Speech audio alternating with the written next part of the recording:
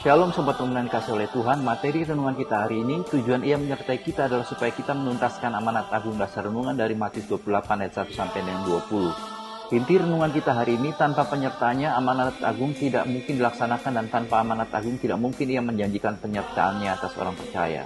Sobat Pemenang, ada 3 pertanyaan yang perlu kita renungkan hari ini. Yang pertama, untuk apakah ia berjanji menyertai kita? Lalu yang kedua, mengapa ia harus menyertai setiap orang yang menuntaskan amanat agung? Dan yang ketiga, bagaimana kita tahu penyertaannya jika kita tidak mulai memberitakan Injil, menuntaskan amanat agung? Musa adalah orang yang percaya bahwa Allah menyertai dia dan bangsa Israel. Ia selalu bergantung kepada perkataan Allah dalam semua persoalan kepemimpinannya. Saudara perhatikan kalau saudara baca dalam Kisah Keluaran, sedikit-sedikit bangsa Israel bikin ulah. Musa itu ngadu sama Tuhan. Lihat, Musa orang yang hebat, menghargai penyertaan Allah. Daud pun orang yang percaya bahwa Allah menyertainya. Kalipun Daud raja, penguasa, the number one, orang yang penting bagi bangsa Israel. Tapi ketika Nabi Nathan, seorang hamba Tuhan yang kecil, menegur dia, Daud, engkau telah berzina. Kalau kita mencatat, Daud berlutut berdoa, Tuhan ampun saya. Sampai Daud berpuasa. Kenapa? Karena Daud tahu Tuhan menyertai dia ketika dia harus berhadapan dengan Goliat. Daud tahu dia berjalan dengan siapa dalam 1 Samuel pasal 17. Pasukan Saul itu saudara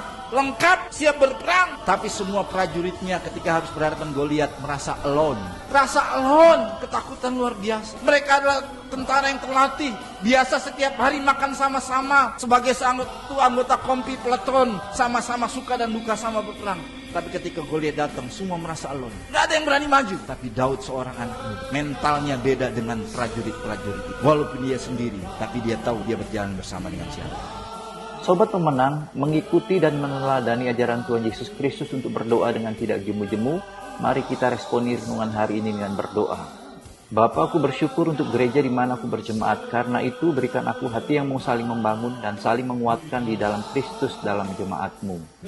Lalu pokok doa syafaat kita hari ini berdoa bagi iklim dan cuaca serta alam agar pulih, tidak terjadi bencana di tahun 2024. Salam pemenang dalam Kristus, Tuhan memberkati.